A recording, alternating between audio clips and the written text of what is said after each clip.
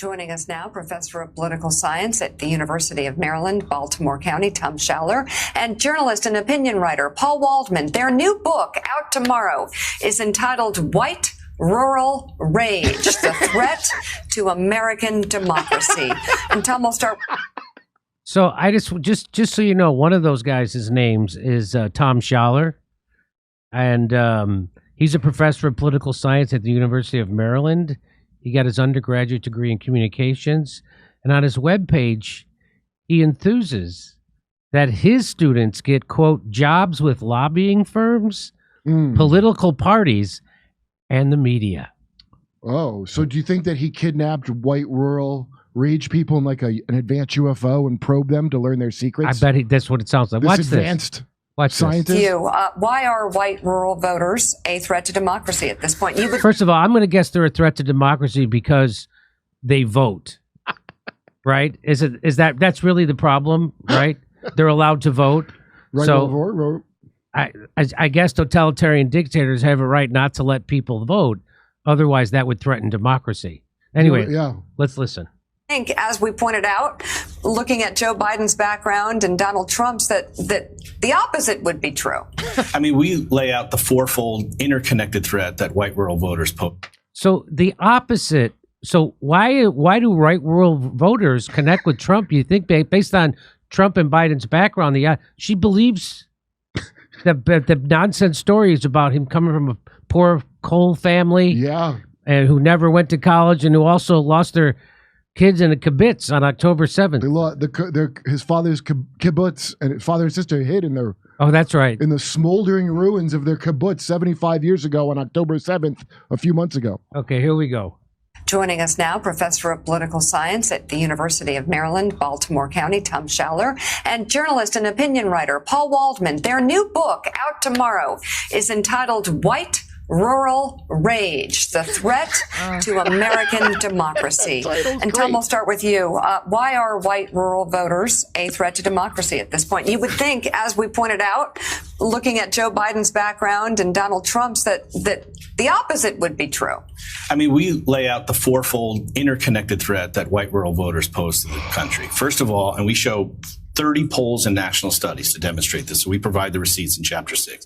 They're the most racist, xenophobic, anti-immigrant, and anti-gay geodemographic group in the country. Second, they're the most conspiracist group. QAnon.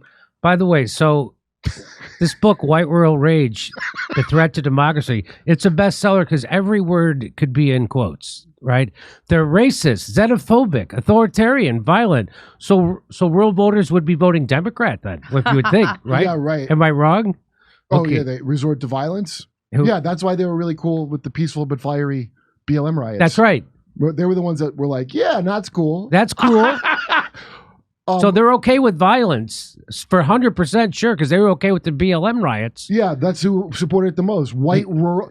I feel like I'm on 30 Rock right now. Remember, did you watch that when Jenna was in the movie The Rural Juror and they had to keep saying the stupid movie she's in? No, I didn't. The Rural Juror. And she'd go, right, reverse. It sounds like The Rural Juror. So here we go. Support and subscribers, election denialism, COVID denialism, and scientific skepticism, Obama birtherism. Third, anti-democratic sentiments. They don't believe in an independent press, free speech. They're most likely to say the president should be able to act unilaterally without any checks from Congress. So, quick question on the fourfold interconnected threat of white rural voters. When you say they don't believe in the independent press, and then you say free speech, do you mean they also don't believe in free speech? Or are you just listing free speech as a problem after the independent press unbelief? I think it's for you to, well, what do you want it to mean? Right? Whatever you want it to mean. So, okay, this is real. By the way, this to me would be the funniest SNL sketch if you did one.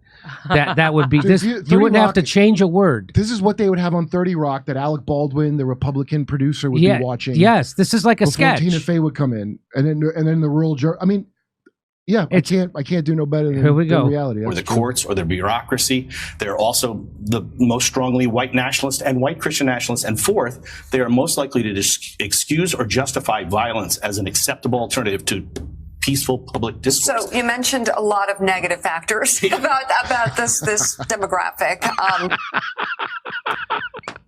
It's a lot of negative factors there. It's a lot of she calls them the demographic. Alex says, you mentioned a lot of negative factors about this demographic. Are they even human? Yeah, no, she's got like tweezers holding the phrase. So she said this. So, They sound like Hamas. Should we starve them to death? surely we'd be justified if they voted wrong.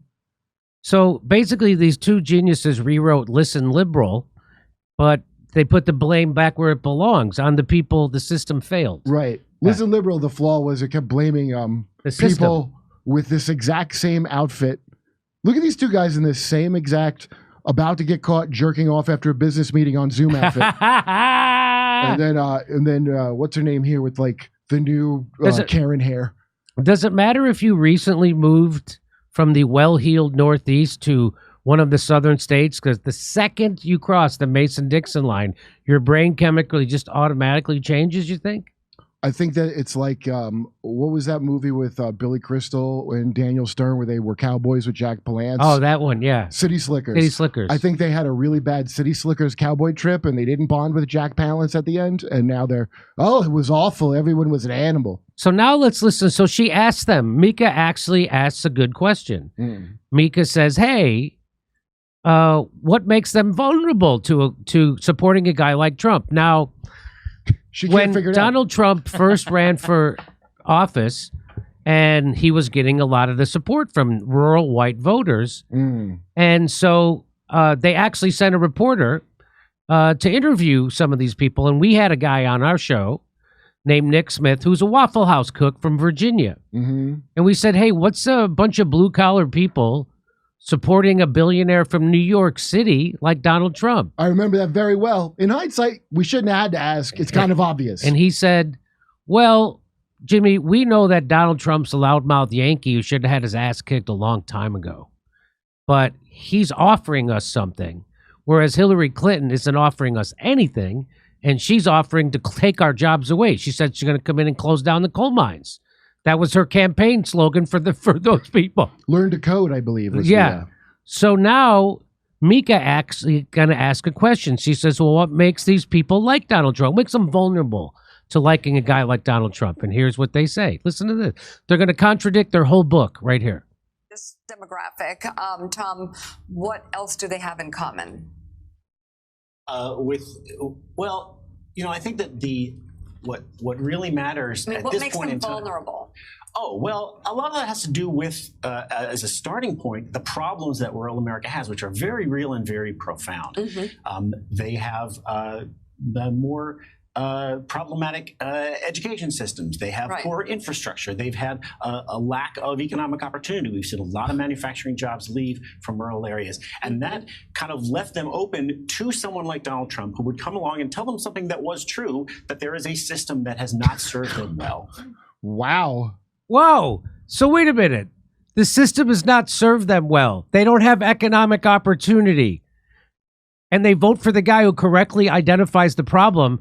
And your solution is to write a book calling them racist and xenophobes and conspiracy theorists and violent.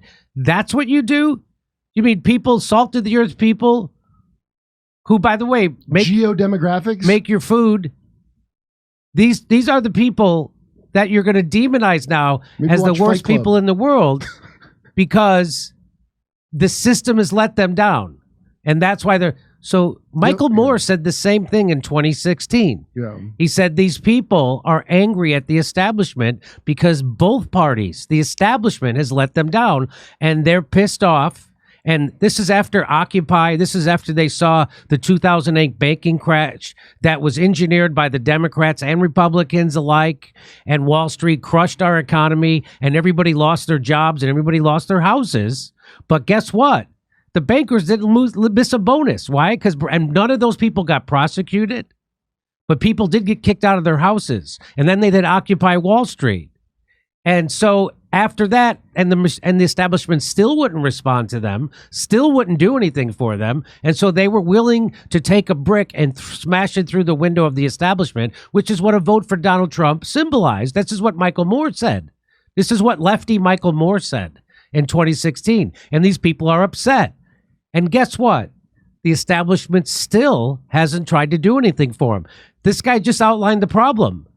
They're the victims of a system. They don't have good infrastructure. They don't have good schools. They don't have economic opportunity, and the system has screwed them over. Maybe you want to lead with that. Maybe the Democrats should come up with a plan for these people. No, what we're going to do is call them all racists. We're going to call them all xenophobes. We're going to call them violent.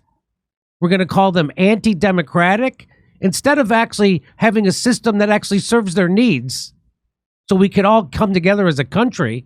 Instead of that, let's just call them names, because that's what the Democrats, that's all they have to offer, is that Donald Trump and people who like him are the worst people in the world. You know who the worst people in the world are? These people, plus Joe Biden and every person in politics. Joe Biden, there is no bigger scumbag in the world than Joe Biden. Joe Biden's killed more people than Donald Trump. He certainly locked up more black and brown people than Donald Trump. He certainly got more blood on his hands than Donald Trump does. He certainly screwed over workers way worse than Donald Trump. There's no bigger scumbag in the world. And that was my big argument with the Cornel West, because Cornel West came on and was campaigning for Joe Biden when he came on our show and said that Joe Biden isn't as bad as Donald Trump, and that Donald Trump's a real big threat of fascism, which is exactly what the Democrats say. Yeah, Joe Biden sucks, but Donald Trump is worse. And that's exactly what Cornel West's message is. And I pointed that out to him. And so then he calls me a racist and a Trumper. Because that's the kind of character that Cornel West has. And now he's revealed to the world. The worst idea in the world for him to run for president, because now everybody sees every crack in his personality, and his ego is much bigger than his IQ. Wow. He really brings out a rural rage inside of you. He certainly does. Do you think it's very clear that this guy Tom here is clearly the woman of the couple, because he's like the nicer one who's like, they have a point, and then the dominant one's like, no, they're animals. Like George's parents. It's like good cop, bad cop, right? Yeah, it's like George. Here we go. I think they have a point sometimes.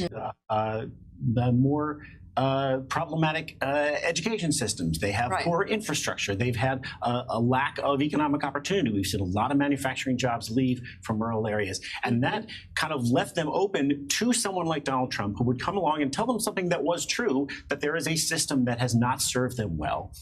And he said... They're pissed off. They are pissed off, and they have some reason to be. With both... So why is it that the title of your book? Yeah, so we got to get them fast. Why is it the title of your book is Trump voters are pissed off and they have a reason to be? Why wouldn't that be the title of your book? Because I don't care how pissed you are. You do not attack the establishment. Because they wouldn't bring you on MSNBC to talk about it? Yeah. That's why?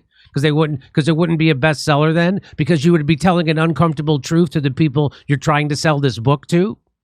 Because that would be a much more accurate title.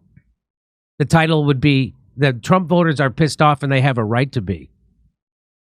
Remember, Jimmy, way back when I first met you and I sent you that interview with Professor Stephen Levitsky of Harvard, who wrote a book about how we're about to become a third world dictatorship because his tweets are mean. And at the time, I had no idea how anything worked, so I didn't understand that there's a whole business of writing these suck-up books to idiots. This is where the money is. Like that's also the irony is when people say that YouTubers are doing things for click. The place to do things, this is the click. This is how you get book deals. Yeah. You go along with the establishment. You do Russiagate. Right. You do Ukraine war, and you get a $35 million contract like Rachel Maddow. You get book deals like this, people. This is the grift. This is where the money is. You write to the people who watch these stupid shows. These people think of it the way, like, you know, in comics, like, I don't have to work dirty.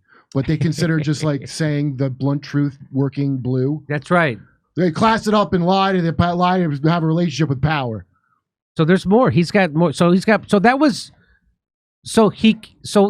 so funny. They go to the first guy. They're racist. They're xenophobes. They're conspiracy theorists. They're for violence. They hate the free press. They hate it bad. As Joe Biden and the Democrats are killing the most decorated journalist of our lifetime, Julian Assange, they have the balls to do that. But here we go. There's more to this. Watch this. Parties. The trouble is that what Donald Trump gave them was not something that was actually going to fix those problems, but was just a kind of a way to channel. Guess who else didn't give them a way to fix those problems? Joe Biden and the Democrats. They didn't give them anything to fix those problems. Joe Biden wouldn't even give them a $2,000 check. Joe Biden wouldn't give them a check when they closed down kicked them out of their employment during the COVID lockdowns, like the rest of the Western world. The rest of the Western world paid people salaries when they locked you out of your job. They didn't do that here in the United States. That's how corrupt our government is. But they did give themselves $5 trillion to the richest 1,000 people in the country. The largest upward transfer of wealth in human history happened during COVID. And you think maybe that could be a problem? No, the problem is the voters. The problem is the voters. Yeah. And the problem is that they talk about how the problem is Donald Trump actually didn't do anything for him. Donald Trump hasn't been fucking president for 3 going on 4 years now. You know who has? Joe Biden and the Democrats. What have they done for them? No one brings that up. He did one thing for them. He made you real upset. Yeah. You just Yes. said why they wanted him. That's right, because he hates the people that they hate. Well, Here you we know go. what? Okay. What? I'll bet Mike is going to devour this book. Let's watch. Their rage and anger. And we've been told for so long, especially Democrats have been told, that in order to get rural voters, to get them to listen to you, you have to go there, you have to really empathize with them, you have to show them that you understand their lives, you have to, put on a Carhartt jacket and go down to somebody's farm. Have a beer. And maybe milk a cow. Yes. And it turned out that none of that was true. Oh boy, yeah, we have to empathize with them. Wow, do macchiato eye roll. Maybe You milk a cow. Milk a cow. Oh, you mean the farmers who make our food? Parasites. Ha. Here we go. No. When Donald Trump came along, he didn't do any of that stuff. He was just a conduit for their rage, their anger, their resentment. And that turned out to be what they wanted. And it wasn't really about the material conditions of their lives, because he didn't improve their lives. But And neither did Joe Biden. What they wanted, there are no choices of the thing they wanted. That's right. They didn't get to vote for someone who would improve their life. You didn't give them that. You just told them they were obligated because it was the lesser of two evils, the one you like. That's right. he got more support in rural areas in 2020 than he had in 2016, despite the fact that none of their problems had gotten any better under him. All that he gave them was a way to essentially give a big middle finger to Democrats, to people who live in cities, and to the rest of the country. When you say give a middle finger to Democrats and people who live in big cities, you mean that they're anti-Semitic, right? Is that what you say? That's obviously anti-Semitic too. Is that what that is? Is Dan Trump is a conduit for their rage, Kurt. You know, he's also funny. He's also funny. You forget that part. The jokes have a cathartic effect, I find. Yes. Wow. You know where they go? They're the most anti-gay, the most that is the most relative. What do you mean anti-gay? Relative to what? All your kids should be trans behind your back? On a relative scale, yeah, I guess they would be. They're not even anti-gay anymore. That's dead battle. Yes. Only a bunch of like maniacs are still mad at Chick-fil-A. Well, Chick-fil-A's crime was the guy didn't want gay marriage, which got legalized. And to this day, New York Times having meetings about if you could eat there. These are the most vindictive, like projecting people, and the most anti-gay. He's saying it clumsily. He means like they have a problem. Was that from Nebraska, that story we had, or Oklahoma? The girl getting going to the teacher behind the parents' backs to transition into being a boy. Oh, remember? I can't remember. When Russell was here, we did it. Maybe, yeah. That's what they're labeling as anti-gay. Yes. Something that's really anti-gay because all these kids are just gay. Yeah. And they shouldn't be pressured into changing their gender when they're just gay. Yeah, pressuring them to change their gender is actually homophobic. Here we go. There's more. Watch it. This actually gets even better. More than a conduit to their rage, isn't he also a symbol of their aspirations to an extent? They are, but what are their aspirations? As we write the rich. book, I guess. Those assholes. I guess. In America. Could you see the land of telling you you're going to be rich probably, or maybe if you just work hard enough. They actually thought that that's a thing that could happen for them. So this guy, so she says, what are their aspirations? He goes, well, what are their what do they aspire to? He goes, well, what are their aspirations? I don't know. You just wrote a book about them. You're Whoa, I don't know. We didn't.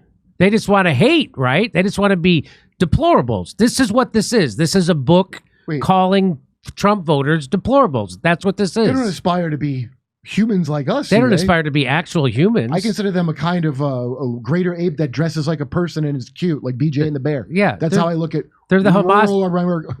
They're the Hamas of America. Yeah, they ought to be fenced in Uh-huh. and count their calories. Count their calories. Here we go. There, right? Poverty is soaring in between 20. why So listen to this. So here we go. Again, they're gonna he's gonna undercut the whole point of his book. They are, but what are their aspirations? As we write be the book, rich. I guess, but they're not getting there, right? Poverty is soaring. Losers. Between And 20. why aren't they seeing that? I think this is the disconnect, right? They'd rather channel their rage. I think what a lot of rural white Americans have decided is that their economic fortunes are decided by globalization and, frankly, late-stage capitalism, which is eating up all the mom-and-pop stores and taking away, the extractive industries and coal and farming and so forth. So they might as well vote on their cultural issues. They might as well vote on God, gun, and religion because they feel like neither party is going to deliver any material benefit. So these guys know what the actual problem is, but they really just don't want to talk about it. Listen, liberal, but against This is the listen peop- liberal, yeah, but same- they the just rewrote problem it. isn't the system that has screwed these people, It's the taken people. away their livelihood, and given them no options or opportunities.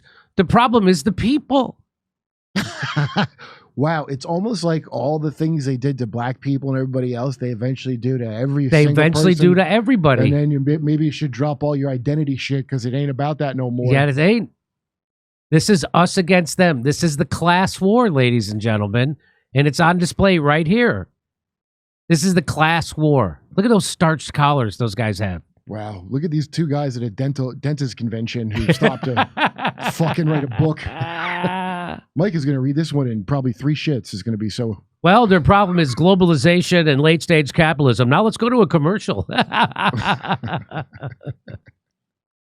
Not going to reverse the closure. I want to rewind this again because this is great stuff. Because they feel like neither party is going to deliver any material benefit. They're not going to reverse the closure of rural pharmacies and rural hospitals and rural healthcare treatment facilities, which are now disappearing, not because of communism and not because of socialism, but because of capitalism, right? Rural pharmacies and hospitals are closing because they're not money makers. And unless they're part of a regional chain, they're disappearing. So Trump comes in and So these guys know exactly what the problem is. And he's telling the audience at MSNBC exactly what the problem is. And it's going right over their heads. How would you even need to have a book about this? What, right? You really couldn't figure it out? That the country's being hollowed out by late stage capitalism? You really don't know this? Have you looked outside your window?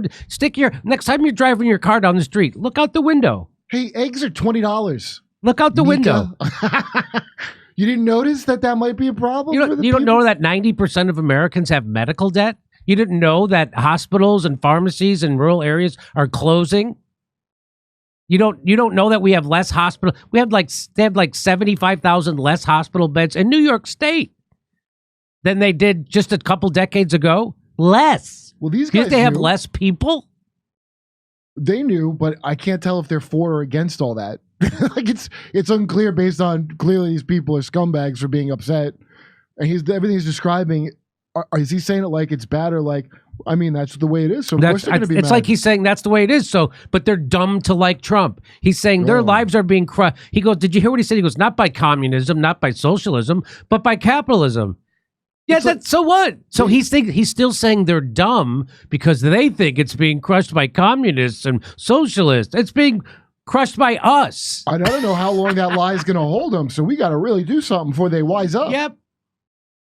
Is there any more to this? Let me see. says, let's just hate on cities. Let's Yeah. just hate on minorities. Let's hate on immigrants. And at least they can deliver on that. And so they're not I think even they hate voting in you, their dude. material interests anymore. And that's causing the further decay and decline of rural communities. All right. Reverend Al, guys, has a question for you. I couldn't get to Reverend Al. Oh, I wanted to know his question. Do you want to know his question? Honestly, I stopped watching at that point. Because I wasn't, dude, he's like a mummy. He looks like the dad in Chainsaw Massacre, the grandpa that they have to like. There's a couple of more minutes to that segment, but I couldn't. I couldn't. Honest to God. So maybe I would. You know what? I would like to dream. I'd like to wish that at the end they go, "Hey, maybe it is the system. Maybe we should do something. Maybe we should demand something out of Joe Biden and the Democrats when they're in power to do something to help people." And no, but what they're doing is Your problem is half the country. We hate them. We hate half the country, not because they've been screwed over, but because they're hurting and they don't vote the way we like. Well, these are all people that have really enjoyed the Yuval Harari book about the fourth industrial revolution. Yes. And so really, what do we do with the useless class now? They're not a working class, they're a useless class, and they're getting more problematic. And they basically voted for Trump, the Hamas of president. This happened on